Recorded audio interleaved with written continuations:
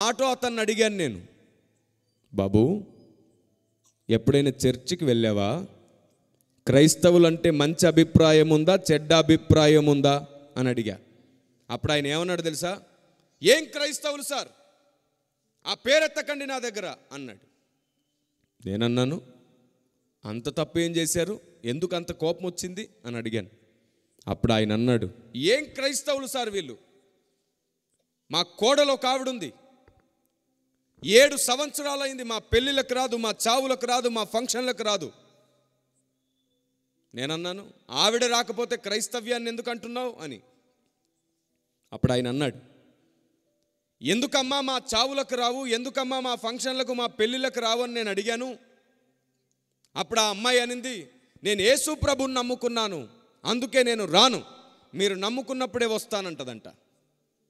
నేనన్నాను, ఆమె అలా అన్నందుకు నువ్వు క్రైస్తవ్యాన్ని ఎందుకు ద్వేషించాలి అంటే, అప్పుడు ఈయన అడిగాడంట, నిన్నెవరు వెళ్ళొద్దని చెప్పారు అని అడిగితే ఆవిడ అనిందంట, మా అయ్యగారు చెప్పాడు, మా బైబిల్లో ఉంది, నేను యేసుప్రభుని నమ్ముకున్నాను కాబట్టి యేసుప్రభుని నమ్మని వాళ్ళ పెళ్ళిళ్ళకు, చావులకు, ఫంక్షన్లకు వెళ్ళకూడదని చెప్పాడంట అయ్యగారు, బైబిల్లో ఉందంట. అప్పుడు నేను వెంటనే నా చేతుల్లో ఉన్న బైబిల్ ఆయనకు తీసిచ్చి చూపించాను. ఒక్కసారంటే ఒక్కసారి కూడా బైబిల్లో ఆ మాట రాయబడలేదు క్రైస్తవుడి కోసం. ఒక్క వచనం కూడా క్రైస్తవుడి కోసం అలాంటి మాట లేదు. అది యూదుల పద్ధతి, అది యూదుల సాంప్రదాయం. యూదులకు అలాంటి పద్ధతి ఉంది. యూదులు ఎవరితో కలవరు, ఎవరిని వాళ్ళలో చేర్చుకోరు. మీరు చెప్పండి, మనం యూదులమా? యేసు ప్రభువు యూదులలో నుండే వచ్చాడు, కానీ మనం క్రీస్తులో నుండి వచ్చాం. దేవునికి స్తోత్రం కలుగునుగాక. మనం యూదులం కాదు, క్రైస్తవులం. యూదులకు సువార్త చెప్పే భారం లేదు, కానీ మనకు అందరికీ సువార్త చెప్పాలి, అందరితో కలిసి ఉండాలి, అందరి దగ్గరికి వెళ్ళాలి. బైబిల్లో ఒక్కసారి కూడా క్రైస్తవుడు అన్యుల పెళ్ళిళ్ళకు, చావులకు, వివాహాలకు వెళ్ళకూడదు అనే మాట లేదు. లేఖనములను అపార్థం చేసుకున్న ఎందరో పెద్దలు అలాంటి పొరపాటు బోధన చేశారు. సువార్తకు ఆటంకం ఆ బోధ, ప్రజలకు ద్వేషాన్ని, కోపాన్ని కలిగించేది ఆ బోధ, సాతాను నాటిన విత్తనం ఆ బోధ. బైబిల్ చెప్పింది, ఏడ్చేవారితో కలిసి నువ్వు కూడా ఏడు, నవ్వేవారితో కలిసి నువ్వు కూడా నవ్వు, దుఃఖపడేవారితో దుఃఖపడు, సంతోషపడేవారితో సంతోషించు. ఎవరైనా మీ బంధువుల్లో, స్నేహితుల్లో ఇప్పటి వరకు మీరు ఇలాంటి నమ్మకాలతో ఎంతోమందిని పోగొట్టుకొని ఉంటారు. తప్పు.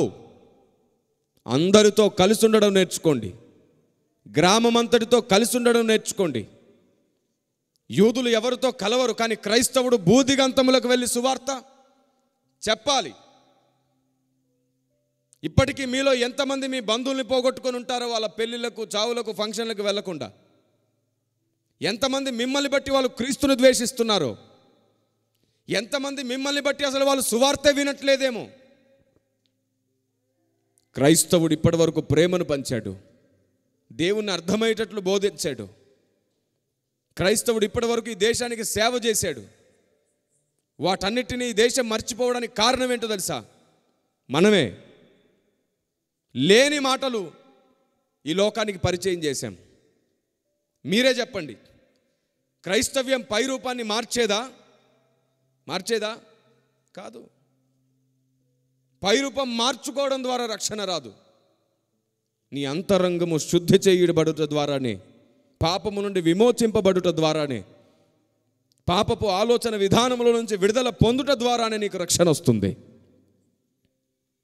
లోకం ఇప్పటికీ మనల్ని అపార్థం చేసుకుంటుంది. ఇదిగోండి, లోకం అడుగుతున్న అనేక ప్రశ్నలకు సంఘం జవాబు చెప్పాలి కాబట్టి ఇప్పటికి నేను మీకు 2 విషయాలు పరిచయం చేసినాను. ఇందులో 600 ప్రశ్నలకు జవాబులు ఉన్నాయి. దీని పేరు సనాతన సత్య పరిరక్షణ. ఇది మల్టీ కవర్ పేపర్తో ప్రింట్ చేసాం. లోకం అడుగుతున్నటువంటి ఎన్నో ప్రశ్నలకు ఇందులో చారిత్రాత్మకమైన ఆధారాలు ఉన్నాయి. ఈ పుస్తకాన్ని కూడా సంపాదించుకోండి. ఎందరో అడిగే అనేక ప్రశ్నలకు న్యాయమైన జవాబు ఇందులో ఉంది. క్రిస్మస్ అంటే మనం సంబరాలు చేసుకోవడం మాత్రమే కాదు. క్రిస్మస్ క్రీస్తును పరిచయం చేసే అవకాశం. మనం క్రీస్తును ఆరాధిస్తూ క్రీస్తును లోకానికి అర్థమయ్యేటట్లు చెప్పే వేదిక క్రిస్మస్. మనం ఏం చేస్తాం క్రిస్మస్ అంటే? ఏమండి, ఒంటి పండగ, కంటి పండగ, పంటి పండగ అనంట. కొత్త బట్టలు, పిండి వంటలు, ఆర్భాటాలు. ఏ క్రిస్మస్ అయినా సరే ఆయన్ని పరిచయం చేయడానికి కష్టపడ్డామా, ప్రయాసపడ్డామా? లేదు. మన ప్రయాస అంతా కూడా మనకు నచ్చిన సంతోషాన్ని మనం అనుభవించడమే. మీరు చెప్పండి, మీకు క్యారల్స్ చేసే అలవాటు ఉందా? క్యారల్స్, ఇదిగో అయితే ఇలాగను, లేకపోతే ఇలాగను, ఏది అడిగినా క్యారల్స్ అలవాటు ఉందిగా. అవును, క్యారల్స్ ఏ టైంలో చేస్తారు? మహానుభావులు మధ్యరాత్రి అంతా తెల్లవారుజాము దాకా క్యారల్సే. అప్పుడు డ్రమ్ము పట్టుకొని డమా డమా డమా కొట్టుకుంటూ వీధులు తిరుగుతాం. ఏమైనా జ్ఞానం ఉందా మనకి? క్యారల్స్ అంటే అర్థం ఏమిటి? పోనీ క్యారీ బ్యాగ్ అంటే అర్థం ఏంటి? బరువును మోసేది కదా. ఎల్స్ అంటే ఎనీథింగ్ ఎల్స్ అంటారు. ఎల్స్ అంటే సంగతి. క్యారీ అంటే మోయుట, ఎల్స్ అంటే క్యారెల్స్ అంటే సంగతి మోయుట, వార్తను మోయుట. ఎప్పుడు మోస్తావు?